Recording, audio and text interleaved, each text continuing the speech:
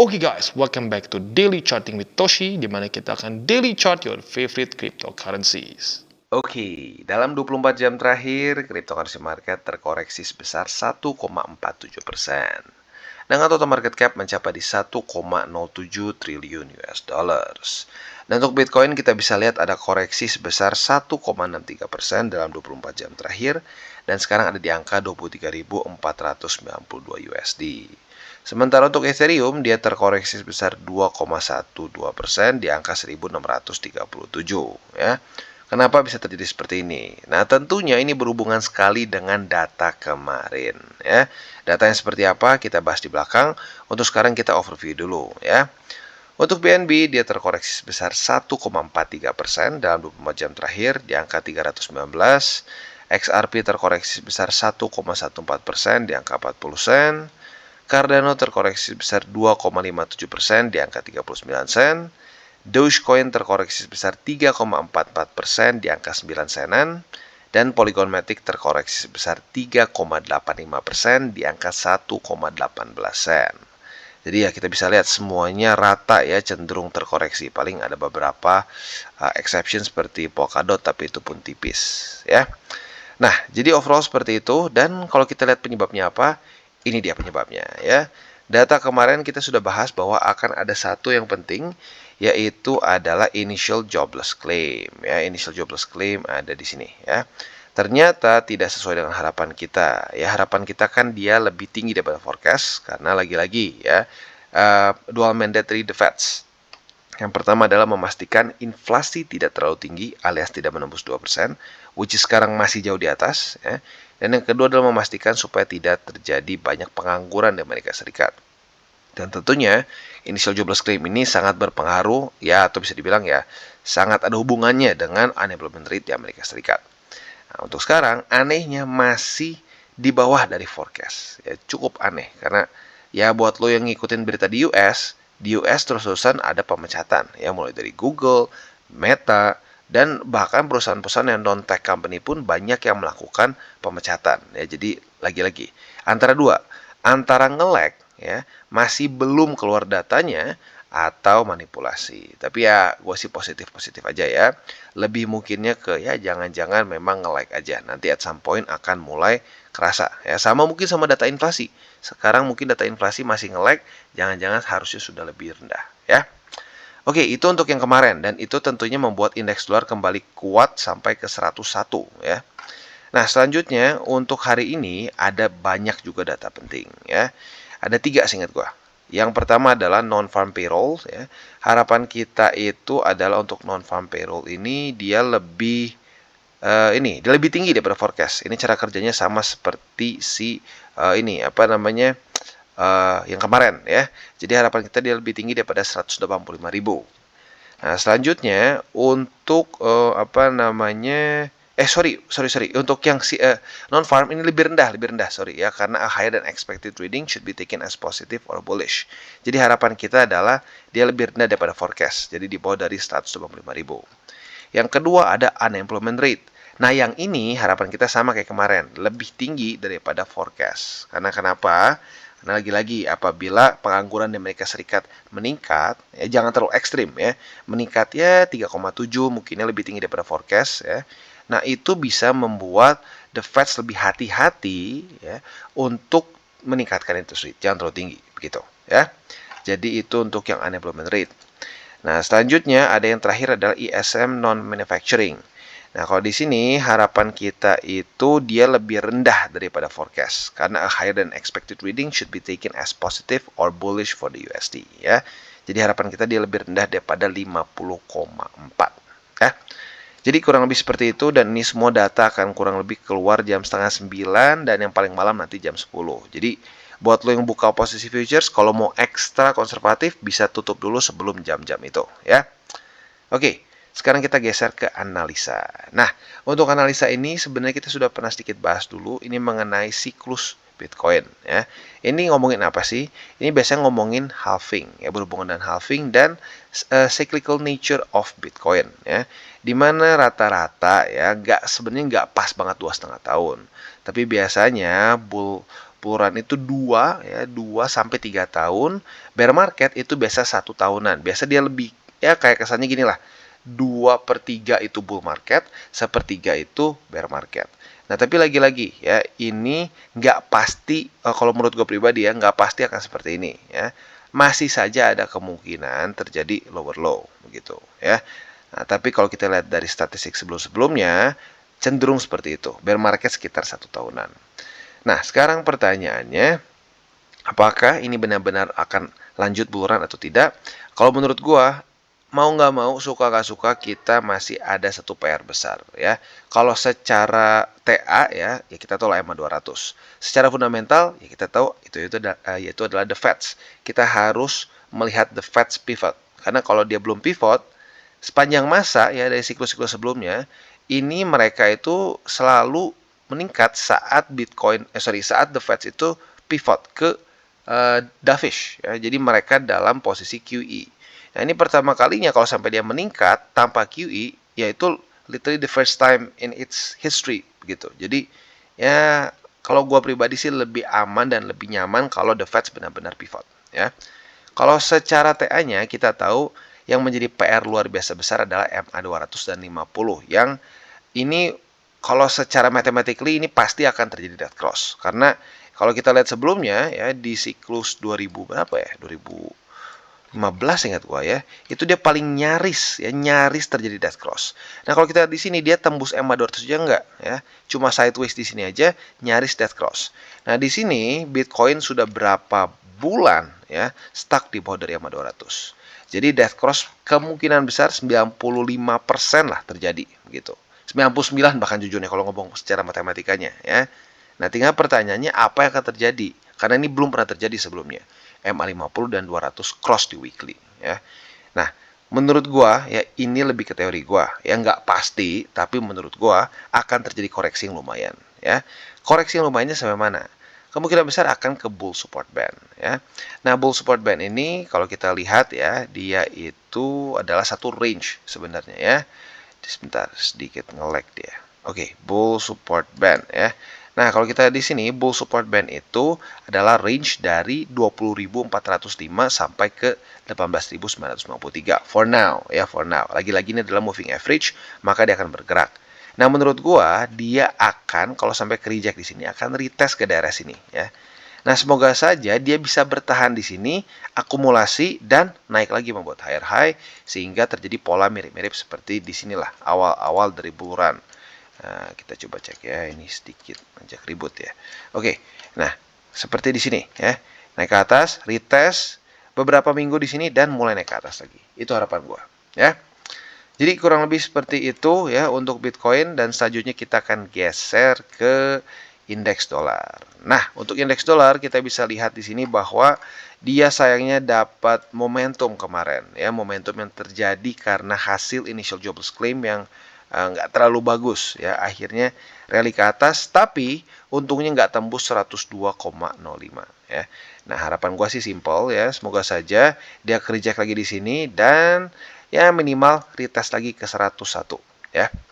Jadi kurang lebih seperti itu overallnya dan sekarang kita akan masuk ke buy limit. Tetapi seperti biasa sebelum kita masuk ke buy limit, disclaimer dulu bahwa semua konten dari TCI ini bukanlah financial advice dan tujuannya adalah untuk edukasi. Lalu bagaimana cara untuk mendukung TCI? Ada banyak caranya.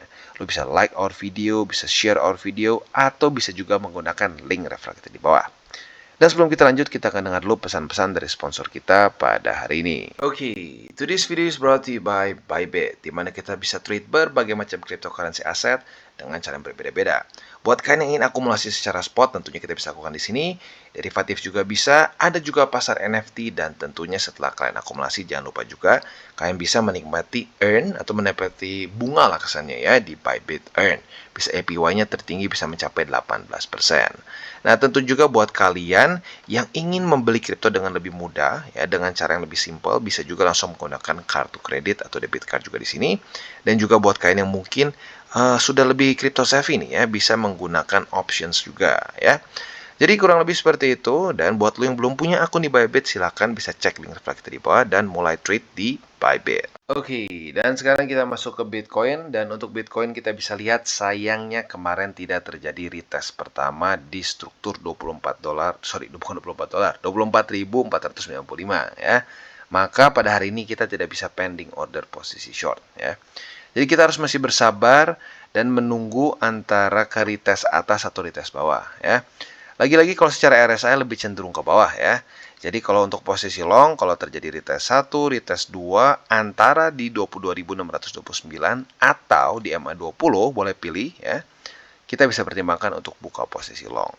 Nah, target TP-nya kita bisa di sini ada struktur yang lumayan baru sebenarnya ya. Kemarin kan ada terjadi di sini nih struktur. Nah, pada hari ini sekarang ke retest dan arguably mereject lagi harga Bitcoin. Jadi kita bisa di sini ini struktur baru ya, yaitu di berapa ini tepatnya? 23.763 ya. Nah, jadi kurang lebih seperti itu untuk posisi long. Untuk posisi shortnya, kalau sampai dia udah retest ke sini, mungkin bisa pertimbangkan juga untuk buka posisi short apabila terjadi retest 1, retest 2 di sini ya. Target TP-nya otomatis jelas yaitu di 22.629. Untuk posisi spotnya masih sama persis seperti kemarin. Buy limit pertama di sini, buy limit kedua di sini antara dua ini ya. Dan yang ketiga itu buy limitnya di 20.774 ya. Jadi kurang lebih seperti itu untuk Bitcoin. Oke, dan sekarang kita geser ke Ethereum. Dan untuk Ethereum kita bisa lihat kemarin cukup ini ya, meningkatnya cukup ekstrim. Week tertinggi itu sampai di 1714. Nah, ini otomatis adalah retest pertama di struktur yang baru terbentuk pada tanggal 20 dan 21 Januari kemarin ya.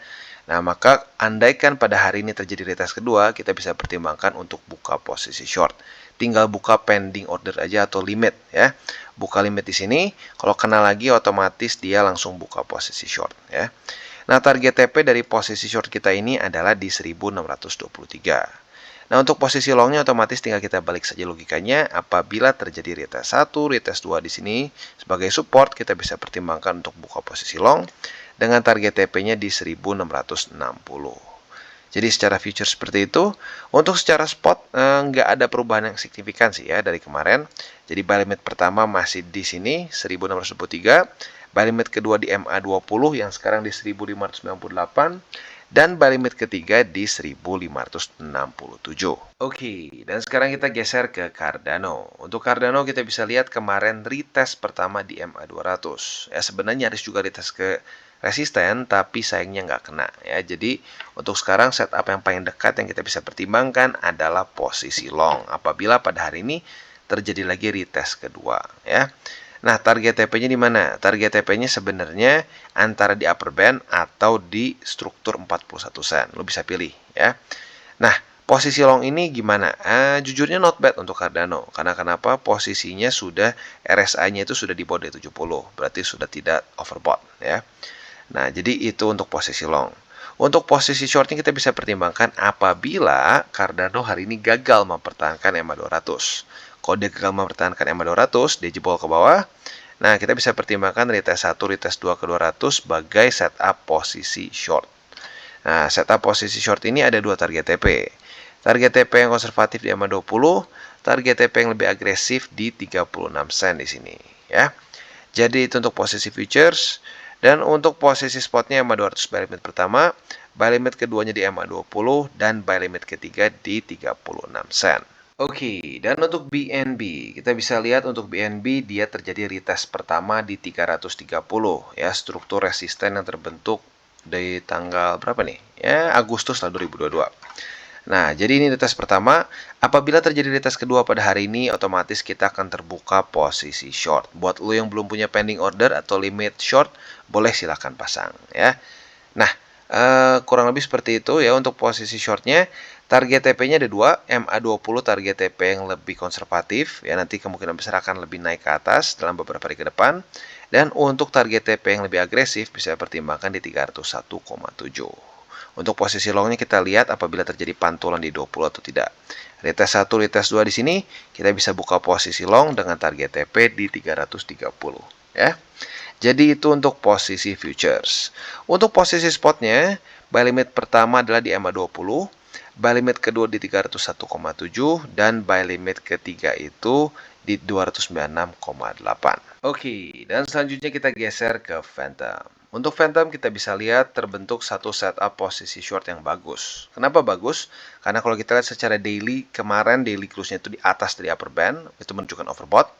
Lalu selain dari itu juga RSI masih jauh di atas dari 70 ya. Retest 1, retest 2 ya. Jadi setup yang cukup bagus ya. Nah, buat kalian yang sudah pasang pending order kemarin harusnya sudah kena ya. Nah, target TP kita yaitu adalah di 48 sen di sini atau kalau lebih tepatnya 0,486 lah kalau kita bulatkan ya. Nah, untuk posisi longnya otomatis tinggal kita balik saja logikanya. Apabila terjadi retest 1, retest 2 di sini, kita bisa pertimbangkan posisi long dengan target TP-nya di 61 sen. Jadi tempat kita buka posisi short, kita jadikan target TP untuk posisi long ya. Dan untuk posisi short di sini sebenarnya bisa dibilang secara ininya bagus ya. RSI-nya di atas dari 70 dan juga dia dalam keadaan overbought secara Bollinger Band ya. Jadi kurang lebih seperti itu untuk posisi short di Phantom. Untuk posisi spotnya masih belum ada perubahan dari kemarin. Buy limit pertama di 48 sen. Buy limit kedua nanti di MA20 yang semakin mendekati ke sini ya. Dan buy limit ketiga di 41 sen. Jadi kurang lebih seperti itu untuk DCWT kita pada hari ini. Dan sekali lagi gue ingatkan ya, aturan paling penting dari trading ya terutama futures ya, yaitu adalah jangan pakai uang panas. Ya, dan yang kedua yang lebih spesifik futures lebih tepatnya ya, itu jangan over leverage ya. Dan sekali lagi gue ingatkan nanti malam akan keluar beberapa data penting dari US, jadi kemungkinan besar akan ada volatility yang lumayan karena ada tiga yang bintang 3 ya. Kok jadi kayak sedikit ngerime ya. Ada di sini tuh benar nggak sih? Yes, benar. Ada non-farm payroll ya, lalu ada unemployment rate dan juga ada ISM non-manufacturing. Jadi hati-hati buat kalian yang mungkin punya posisi futures dan pengen konservatif bisa TP duluan sebelum jam-jam segitu. Jadi kurang lebih seperti itu dan see you on the next DCWT. Oke guys, jadi itu adalah akhir dari segmen DCWT kita pada hari ini. Dan jangan lupa bagi kalian yang merasakan manfaat dari segmen ini, jangan lupa untuk share ke teman-teman kalian. Dan apabila lu pengen mensupport channel kita ya TCI, jangan lupa untuk menggunakan link referral kita di bawah. Nggak wajib ya, tetapi apabila lu menggunakan link referral kita di bawah, ada macam-macam ya, dari Bybit, Huobi, Maxi, toko kripto dan banyak lagi ya. Walaupun nggak wajib, tapi kalau menggunakan link referral kita, lu secara langsung membantu perkembangan dari TCI. Dan satu lagi, jangan lupa juga untuk join Telegram group kita, di mana kita bisa ngobrol-ngobrol santai mengenai dunia cryptocurrency secara dua arah. So, jangan lupa untuk like, subscribe, klik the bell icon, and see you on the next video.